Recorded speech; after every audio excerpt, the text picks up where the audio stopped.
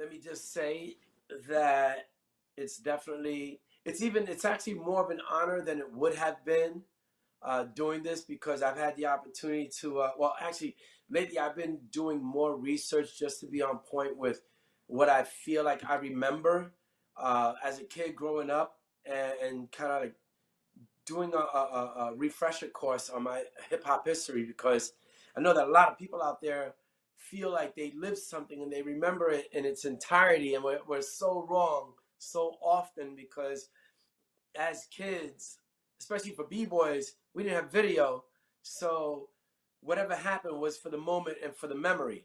And sometimes as we get, well, a lot of times as we get older, it's like that moment of being a young person, because it was so sensational to come upon hip hop at that time. We embellish in our minds what exactly happened, and sometimes we don't remember enough, because in certain cases more did happen. So in researching your history again, and I got to give shout outs to Jay Quan from the foundation, because I mean, what he's doing is pretty amazing, you know, and so props to him. I don't want to come on here and talk about Kurtis Blow and not give props to all my sources. So definitely, first, congratulations on 40 years of The Breaks. We will talk about quite a few different topics today, because the times called for it, and I think there's a lot of things about your career that kind of like were about venting about the times and reporting on the times. And I think and when I go back and look at it, some of your songs that were even taken as a party song had a deeper meaning to them, and your reasons for doing them are really amazing to me. So let's start with, before we get into the breaks, well, first of all, you are Kurtis Blow, legendary MC. I think in reality, you should have been a b-boy first if you weren't, because everything that you've done, there's such a competitive vibe to you, and I gotta know where that comes from. I don't know, even I feel like you were even competing with Santa Claus in Christmas rapping. So if you want to tell us about Christmas rapping first, that would be amazing, because that'll segue us into how The Breaks came about, you know. Right. Okay, well, thank you, Crazy Legs, for that wonderful introduction.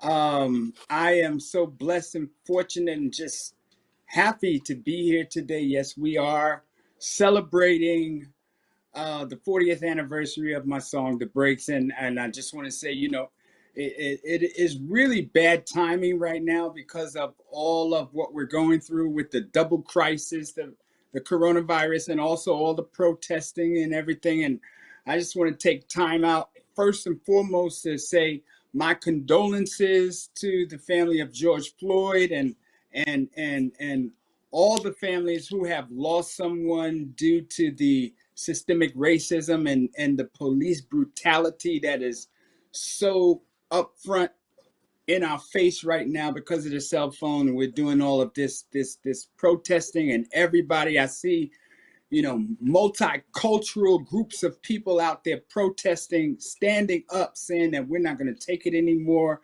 And, all over the world, I see people protesting, and they all are saying Black Lives Matter. So I just want to take time out to say that, let's take a little break. We're going to go back in time to where the spirit and the energy was fun and hip hop. And thank you for everyone who supported me during that year in 1980. And I have so many shout outs that I want to give a little later on. But I'll just say that, in the beginning, man, we all are born with this competitiveness.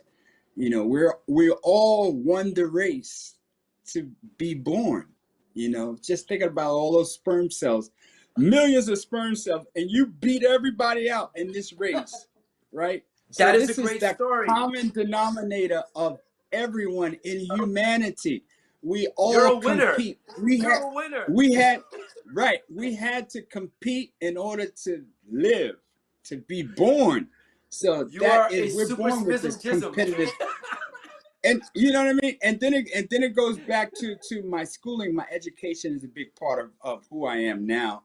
And in the second grade, I took a test, a reading test, and I had a 12th grade reading level. So they put me in this special academic class called the IGC class, and I got a lot of my IGC buddies. 50 years later, we still are in touch with each other. And so the IGC was intellectually gifted children. And what we did was we the teacher posted every week, every Friday we would take tests.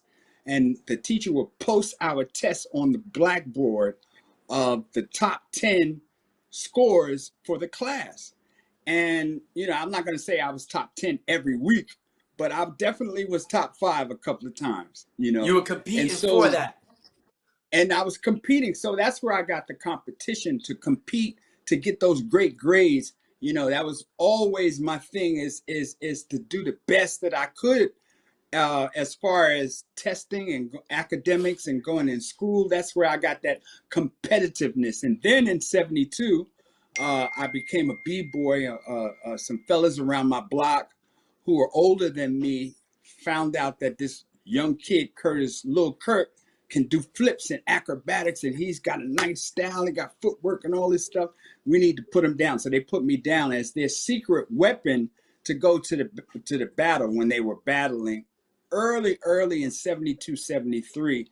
And my boy Fable knows this story, Pop Master Fable, because he knows the place I'm talking about. The place is called Chuck Center on 115th and 2nd Avenue. And there was another club called the Dojo, which was like a little martial arts dojo where Was that at the Taino owner of the Towers? dojo.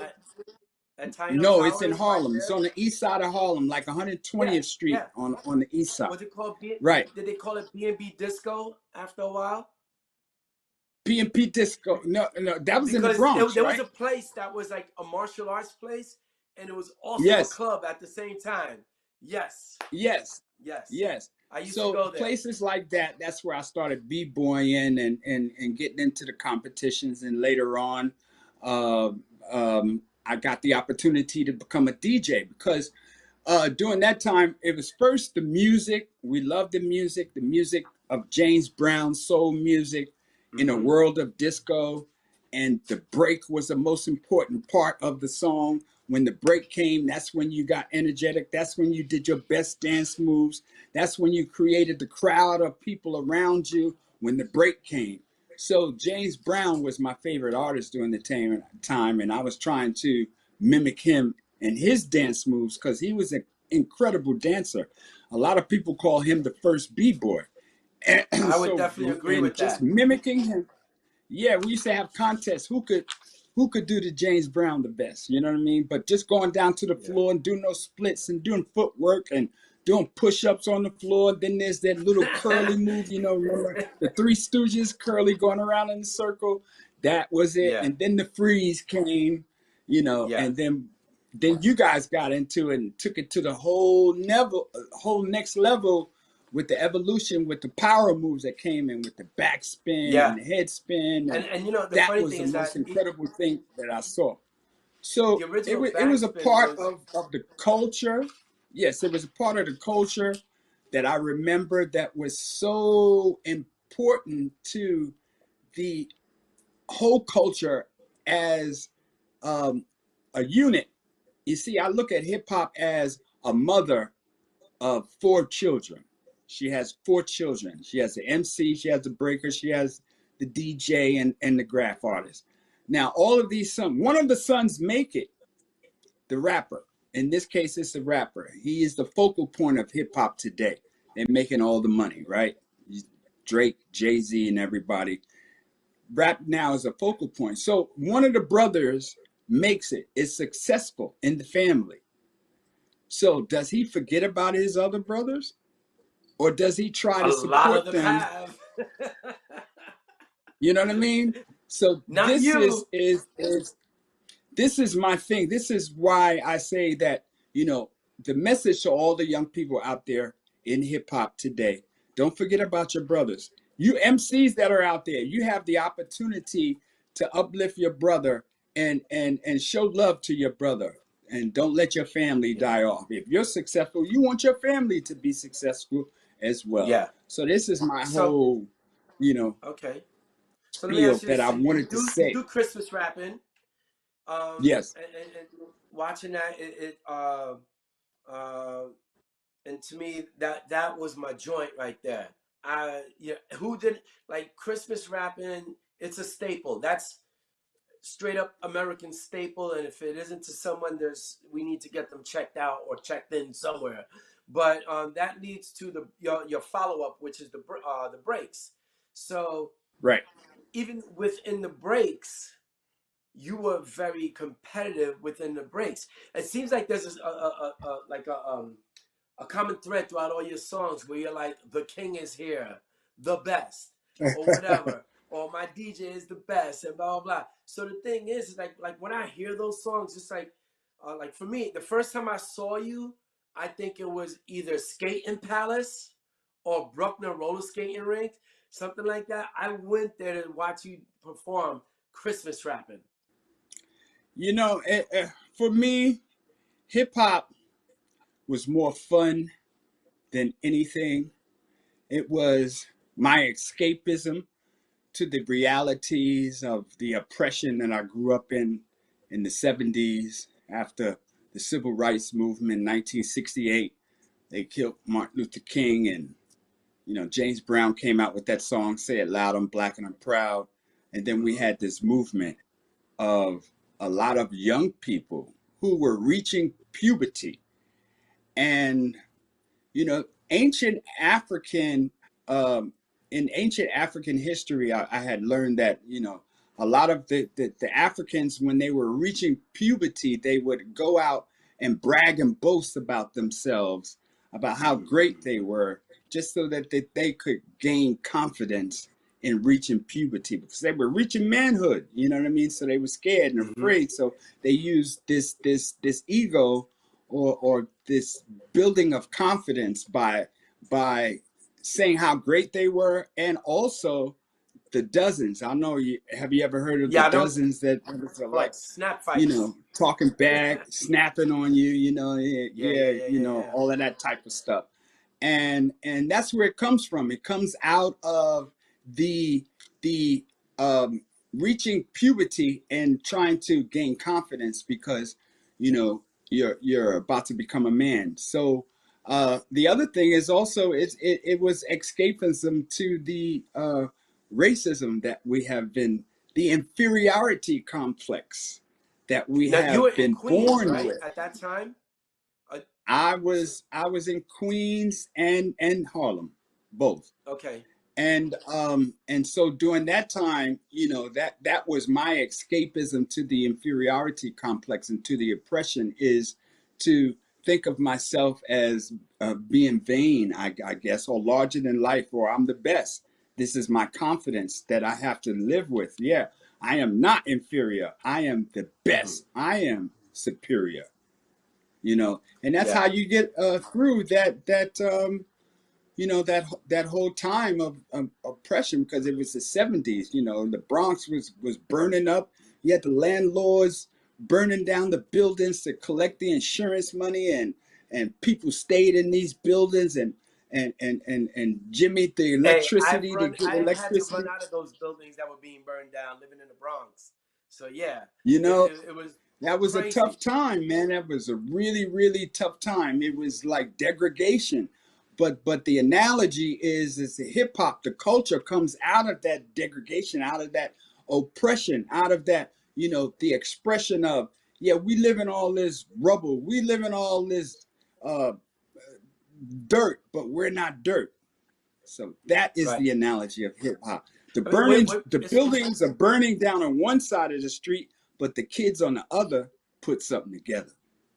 it's crazy how we made by default, because a lot of us weren't socially conscious or fighting for for social justice or anything like that, because a lot of us were still too young and we didn't understand what was going on. So for me, I think by default, I just fell in love with something that I could afford, because being a b-boy was free.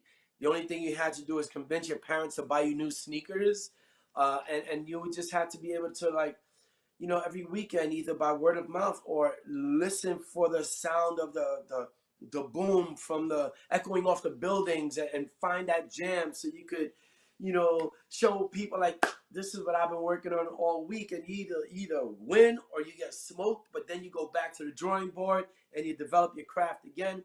But I've always felt like the beauty of all these things was the fact that we were so hungry to compete that we had to find victims to smoke.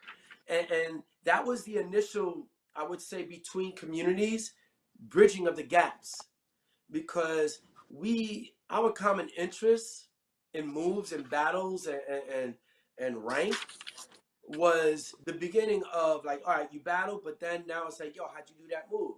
And then you realize, oh, now you're exchanging on moves. Then, next thing you know, it's like, oh, so what is it like being Italian or Puerto Rican or black? And what is it like being Muslim, Christian, Hebrew, whatever it is? And I think hip hop as a whole has served as one of the greatest bridges between all communities globally. And we have to be careful with how we splinter within a community for the wrong reasons and know when to come together. So I think we are fortunate to have come up in its innocence, as crazy as some of us were, to be able to see the result of it now. But so anyway, so the breaks. You do have somewhat of a social commentary in the breaks, and so tell me about that, and then tell me why the breaks. Well, I'll tell you the truth, Legs, and this is coming straight from my heart. I am a minister now. I've gave my life to God, and lying is not one of my things. But I will say this. Okay, in 1980, Russell Simmons came to me. He was my buddy. He introduced me to my producers, J.B. Moore and Robert Ford.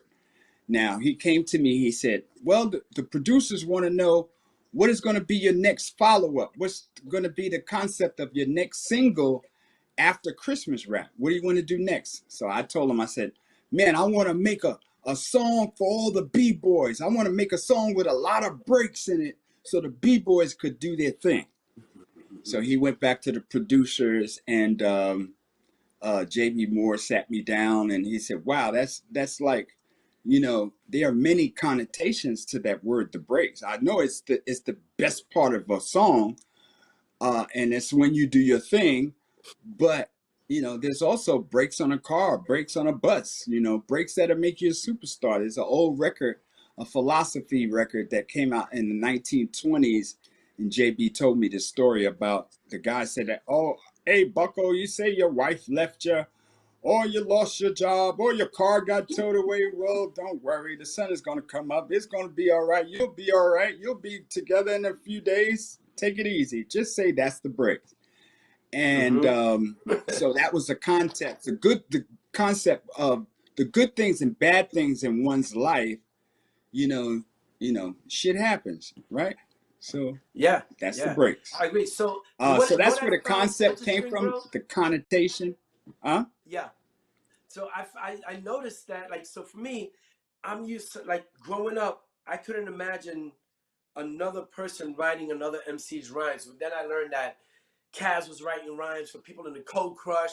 And then when you read certain records by Melly Mel, you have Duke Booty or whoever who have written. And then in some of your songs, there are collaborations when it comes to the writing of these songs. Was that different for you, or was that something that you did before you became a recording artist? No, but I definitely have heard of the rumors or theory that all MCs should write their lyrics, and Right. MCs, you don't have credibility if you don't write your own lyrics. And that's what the writers say. But as for me trying to make hit records, look, let's be logical about this. You know, you got to write 12 songs on an album. All Yeah. right? Maybe you can write 10, but there may be somebody in your camp that will come up with an idea that 11 song might be the best song of the album.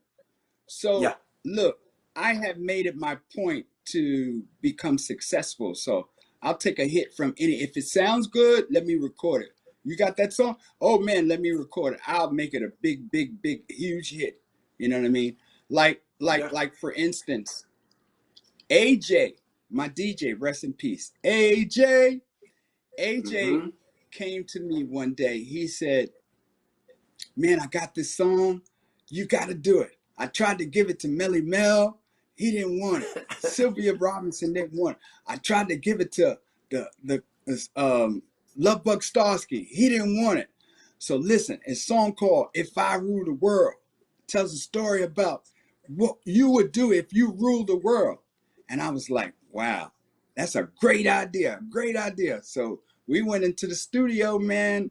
I wrote my part. I wrote the third verse, which is the longest verse. I wrote the chorus. I had my staff writers come in and write lyrics and help me write lyrics. The first two verses were written by AJ, the DJ. And then I had my other Wow. DJ, Davey DMX, playing bass. He came and played bass line, and we actually wrote that song in the studio that day. And so creativity is a gift from God, and it comes from all different kinds of sources. And if you are smart, you will reap the benefits and take advantage of that creativity that God has given you.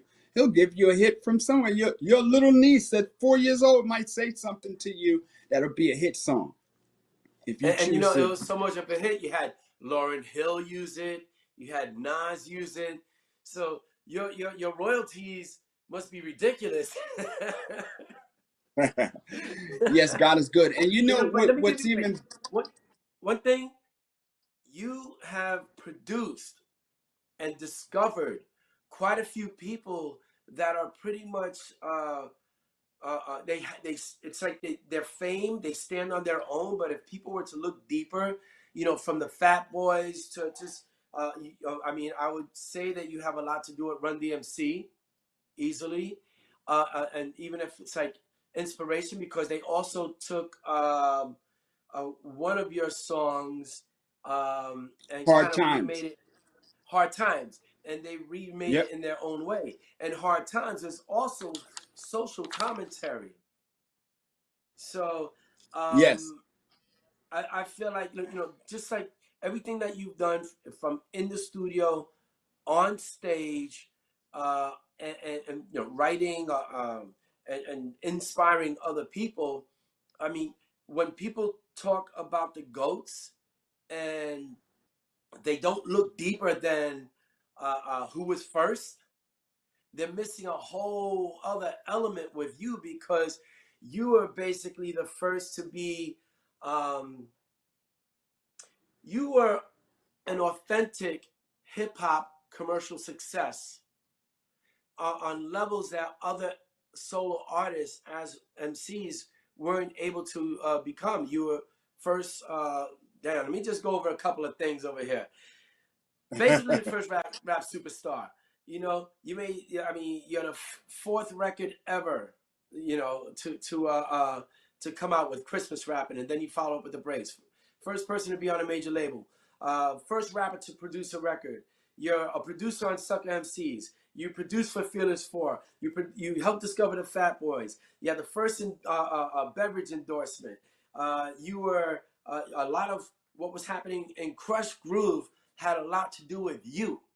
The storyline, although there was fiction in there, your a lot of what was going on in your world was happening, and you did the first hip hop slow jam with Daydreaming. Come on, you know how many babies were made to your song, bro? You probably had the first slow jam hip hop babies. Well, So you know, I think it's a blessing. It's a blessing. Thank you, Legs, for those great words. Thank you, thank you, thank you. But you know, I could only thank God.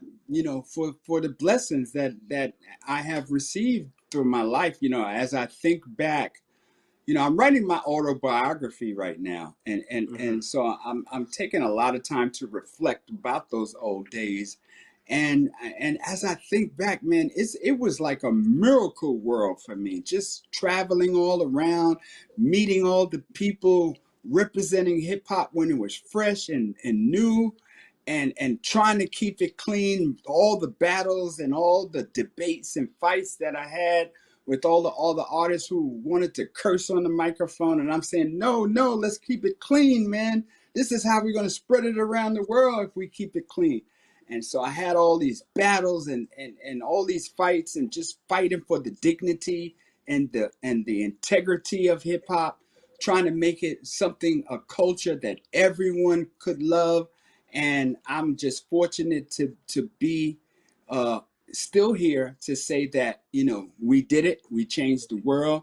I thank you, everyone who was involved, all the contributors, not just myself. There were many people who did the same thing that I Yeah, of did, course, who of course. definitely helped out, pioneered this situation. And that's why I definitely want to shout out all my old friends, if I can.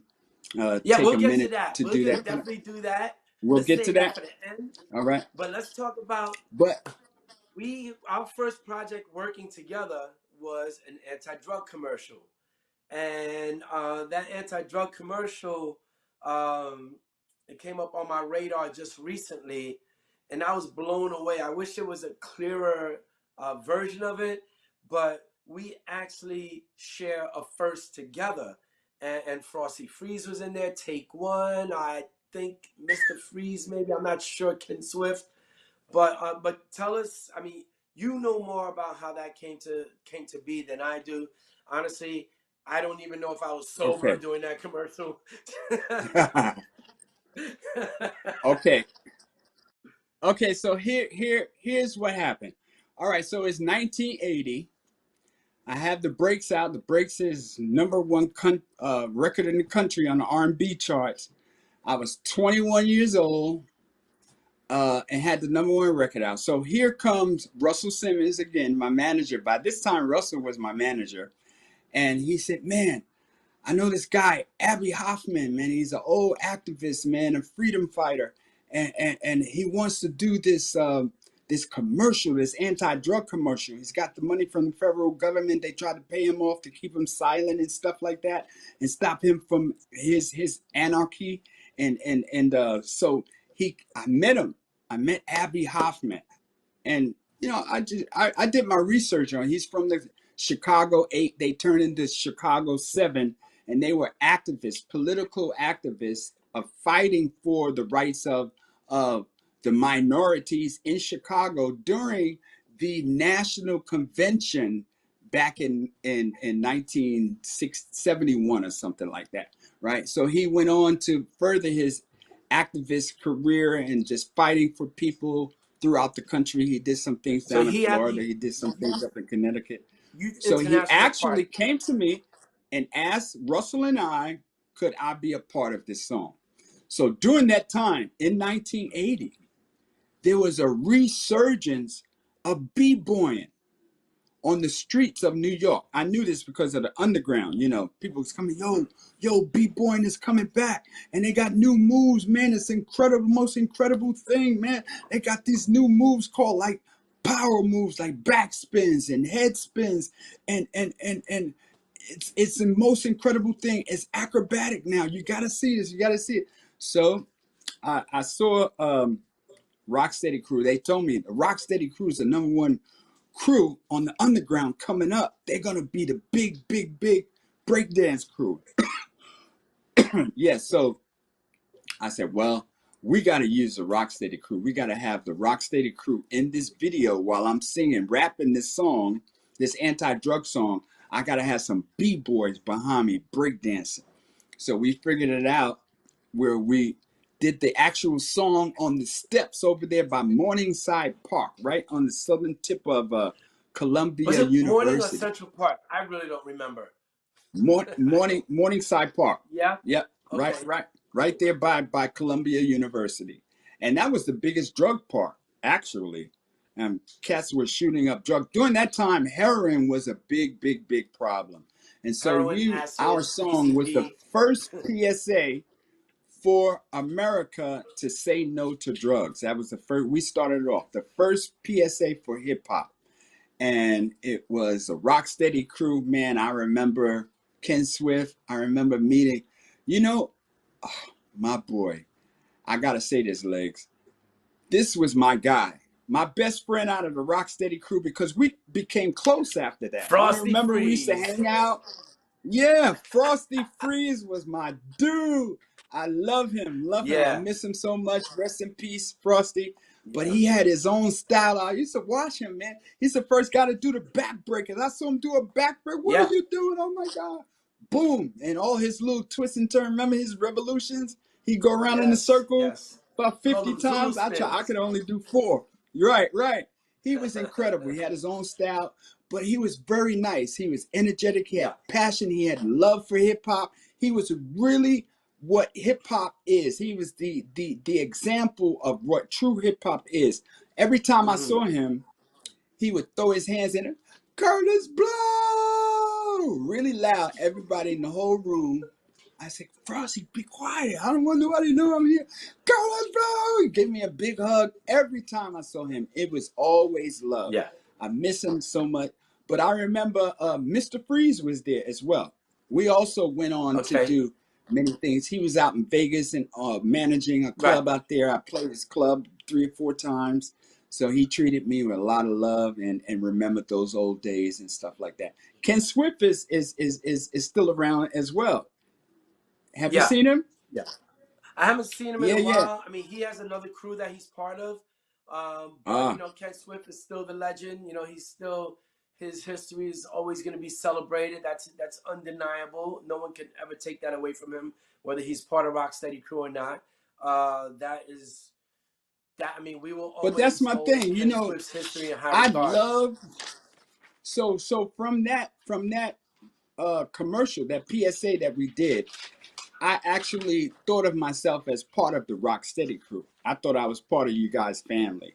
And I loved you guys. I followed you. And you know what it did? It made me, it made me want to work with B-boys. And that's what I Hmm. started to do after that. Then I got with the Dynamic Breakers and Oz Rock, started working with them. The New York City Breakers, Lil Lep. And man, we did Yeah. so many shows around the world, man. You And probably did so your that most shows became with my Speedy, thing. right? Yeah, yeah, yeah, yeah. With the New York City London, Breakers, Speedy, Speedy. Lil Lep, London. Yep, Yeah. yep, yep, yep. Tony Wave. Yep, yep. Yeah. Chino XL. All my guys, man. I love Michael Holman. Big shout out to them. Um, but that was my thing. That became a part of my style in hip hop as far as my live shows. Is I had a DJ and I had a b-boy crew. Definitely had to represent Yeah. as a b-boy in my show. And because of the song The Breaks, I had all those breaks and we would do our thing during that song. That would I be the would say highlight there's of my three show. people. I would say there's three people who absolutely love breaking so much that for some reason, there's an element of it. If it's not the person, they have somebody with them.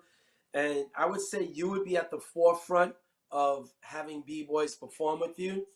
And then there was a KRS-One? Common and Common. KRS-One. Common, Right. KRS-One, and with you leading the way. So yeah, I always, you know, like for me, I don't really believe in as a b-boy. For me, I think like every element of hip hop is a frontline element. So I don't. I've always tried to avoid as much as possible doing background breaking for anyone, and you're the only people that I've willingly and wanted to do it with were the KRS, Big Daddy Kane, and you. Mm. So Wow. it Well, it take a lot for me to dance with somebody else. I'll tell you the truth, Legs. When I started doing it back in the days, it was rough. It was so rough. And Legs, you know, because you've done Oh, for shows and you you had to personally DJ. breaking? No, breaking period with a DJ. Oh, So the okay. DJ's playing on the turntables, and if you walk across the stage, the needle is going to drum. Yes. How many times have you had that happen to you? Is that the most frustrating thing in the world? We've Is had to for the had the needle? had the DJ hold the turntables in his hand You had to so that lift it them wouldn't up. bounce. Yes, you know. Yeah, yeah, yeah, Yes. yeah. My DJ I mean, had to lift up the turntable so that the vibrations wouldn't make the needle shake. And yes, yeah. so many nights I'm doing the breaks and here goes the record.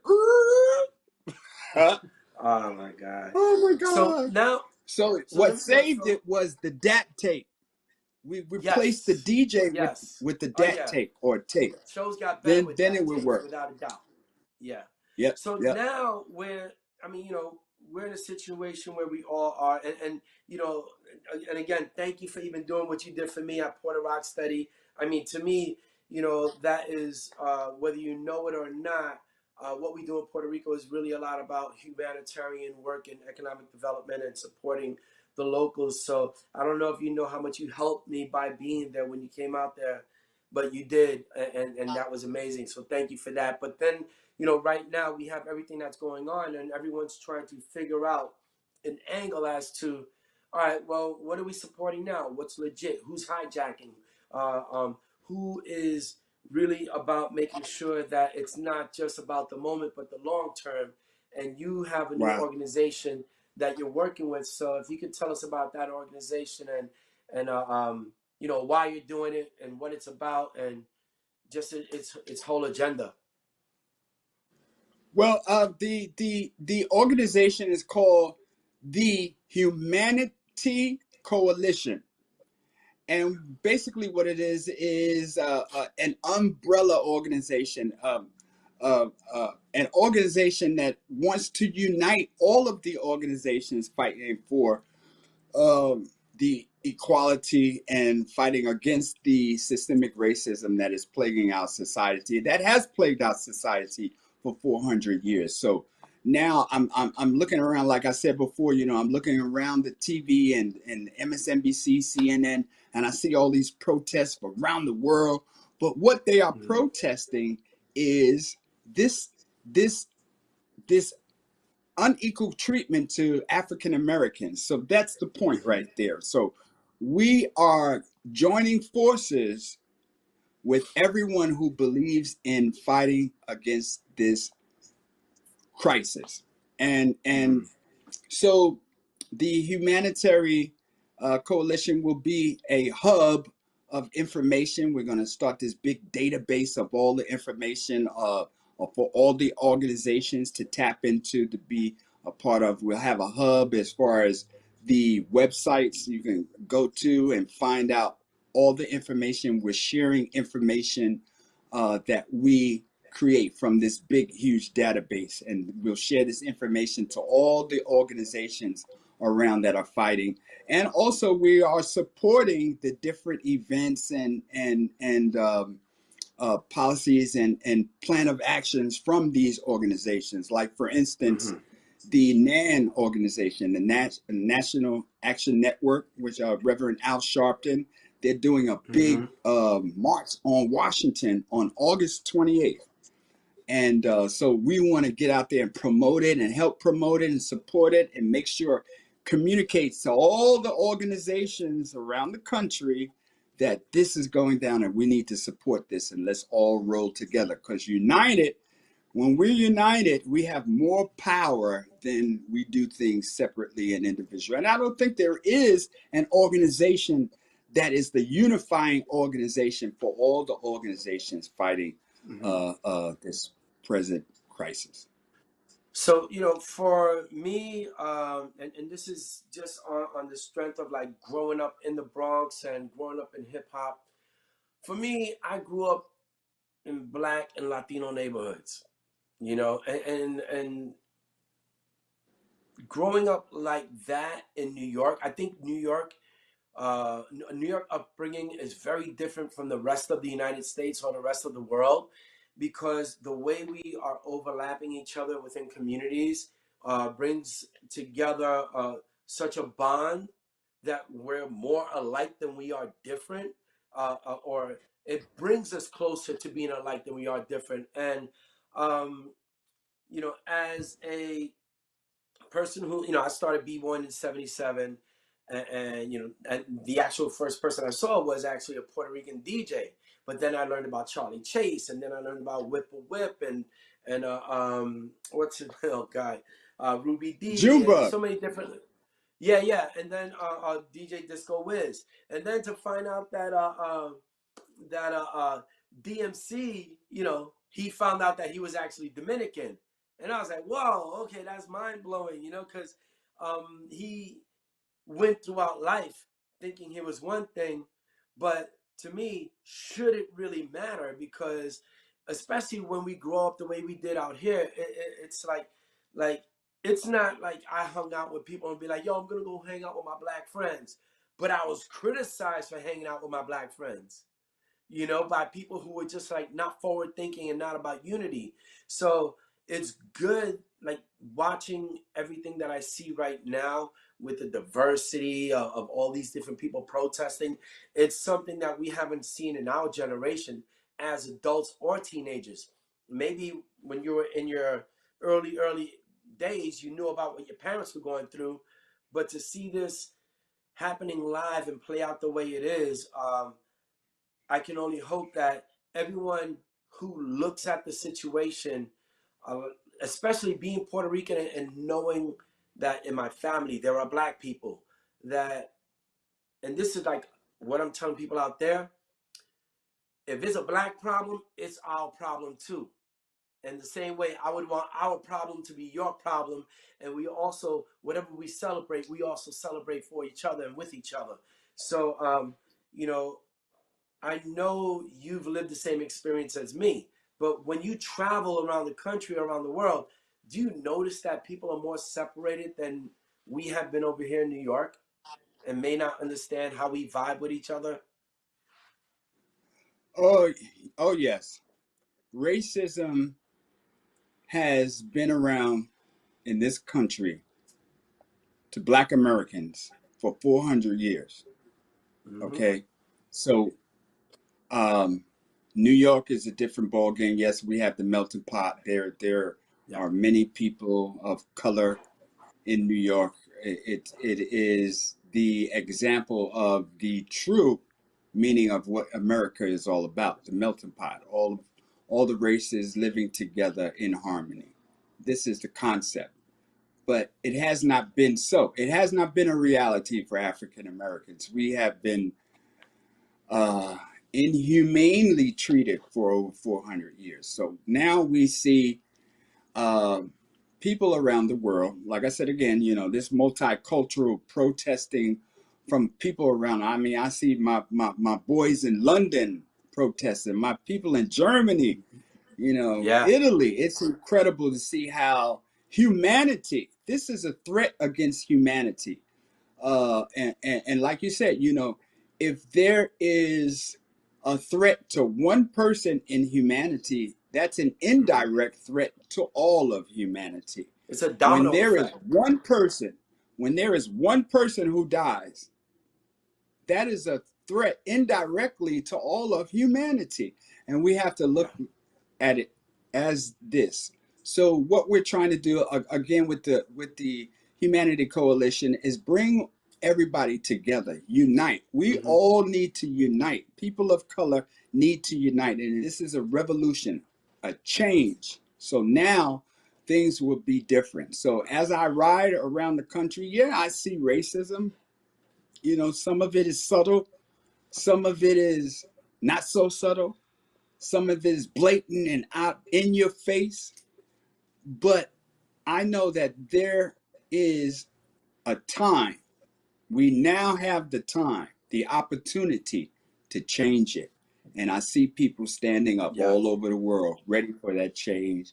And it's about that love. We're going to do this Yeah. non-violently, and we're going to tell the truth in love.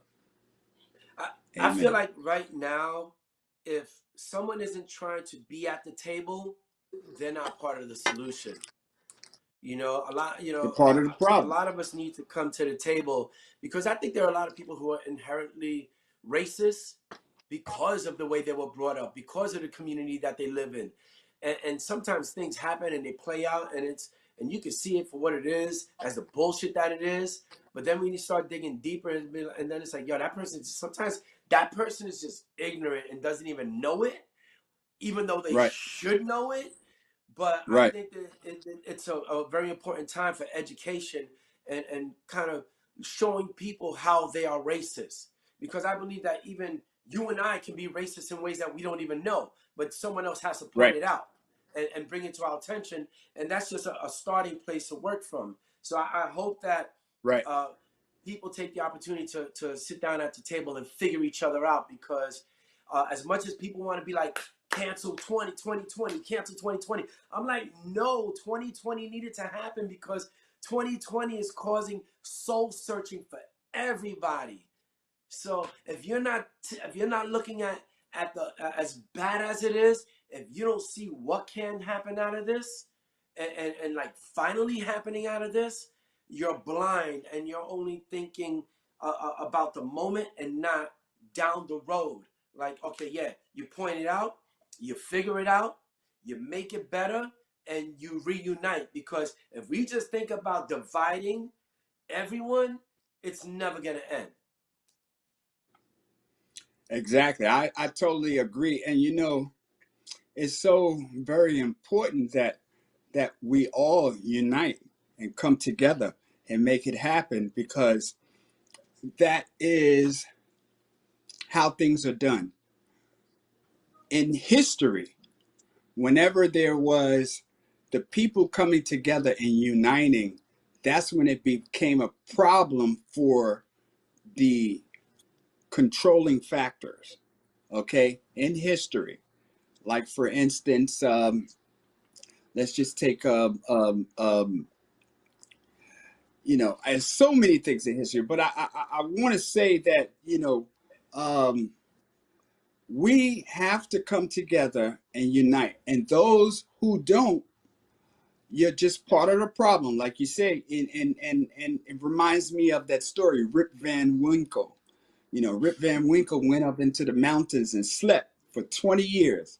He slept through a revolution. The American Revolution happened. When he came back down, George Washington was president and all this stuff had changed. And he slept through a whole revolution.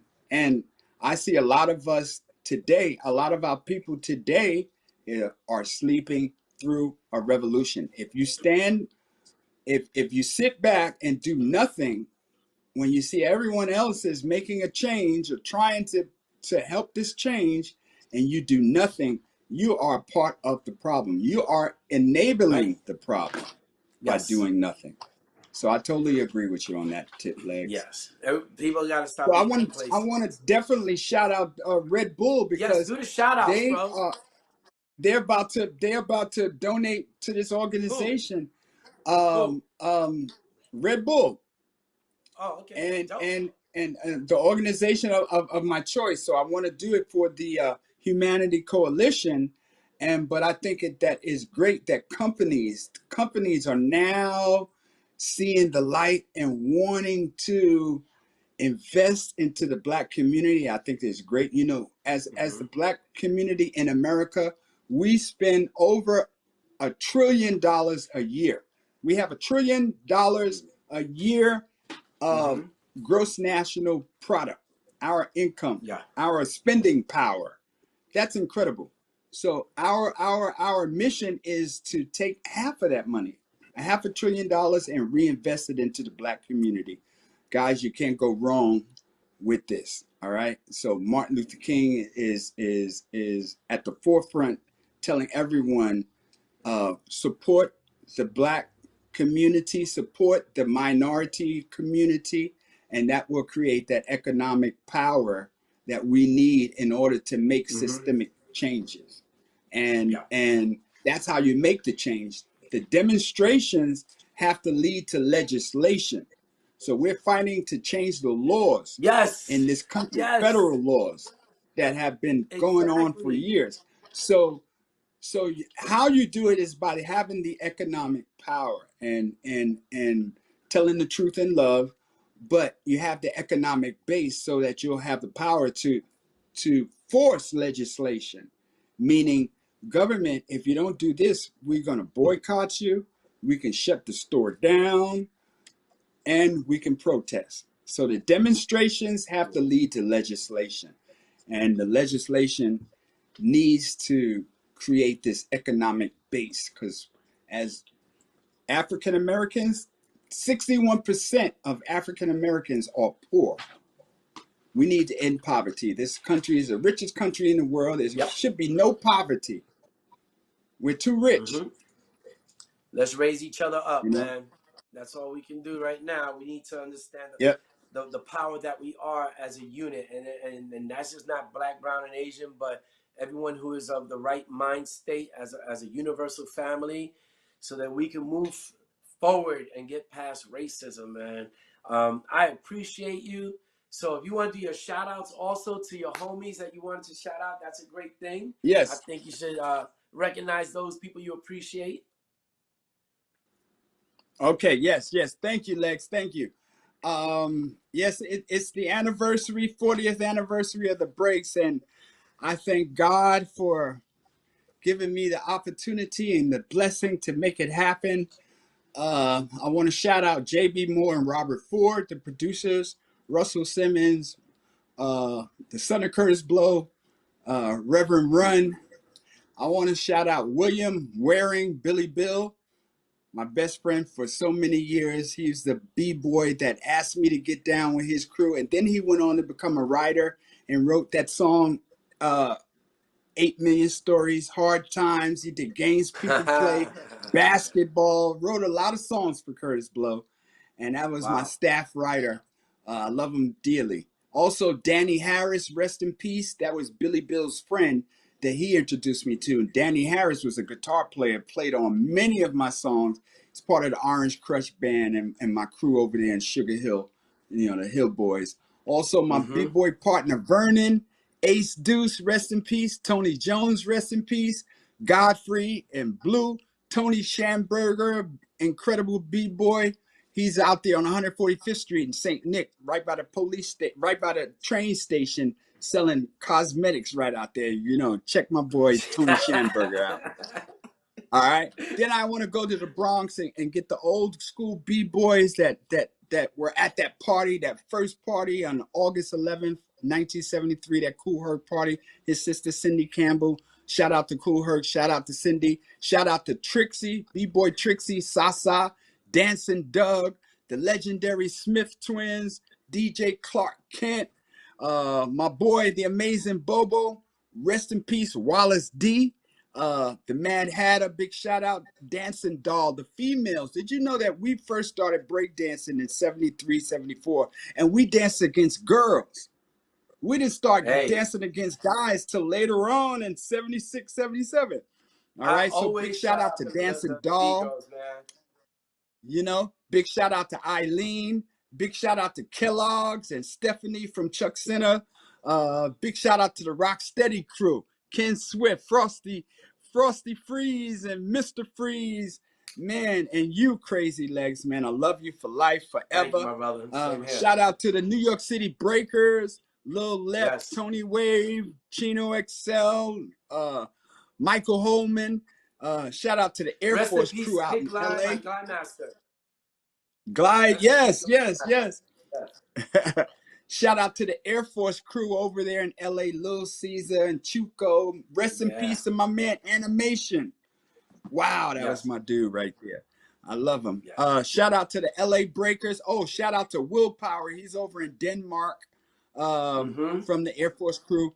The LA Breakers. Shout out to the LA Breakers. Shout out to Troy Harewood. A big shout out to Cujo. Big shout out to Mehmet over in Hanover. A couple of DJs, DJ Tomac, DJ Paolo, DJ Mike LaRock, DJ Honda from Japan, DJ Yutaka. Man, wow. And before I go, I want to go back to you, Legs, because Yeah. I want to thank you for all that you have done for this culture, for hip hop. And I want to say, on behalf of hip hop and all the hip hoppers around the world, we say thank you. Thank you. I know no one I that appreciate it, has bro. I know no one that has done more for the culture of hip hop, done more for the B-boys than you, Crazy Legs. And I thank you. I thank God for you. And man, I'll never forget you, my brother. I appreciate it, my bro. Well, I look forward to seeing you by the beach with your lady again sometime soon, and we're just chopping it up and enjoying. Yes. Yes. All right. Well, well, thank you. And again, you, in my opinion, you and I've lived through every generation. I missed the first few years, but when after researching you all over again and going beyond the surface, I can easily say you are one of the all-time goats. Thank you. Appreciate it. Thank you. Thank God. All Thank right. God. All right, I will everybody. catch you later, God my bless brother. you all. And thank Peace. you for the 40 years. I'll see you again, hopefully on All the right. 50th anniversary. Yes. That's what's up. Happy 40th anniversary. All right. Thank you. Peace.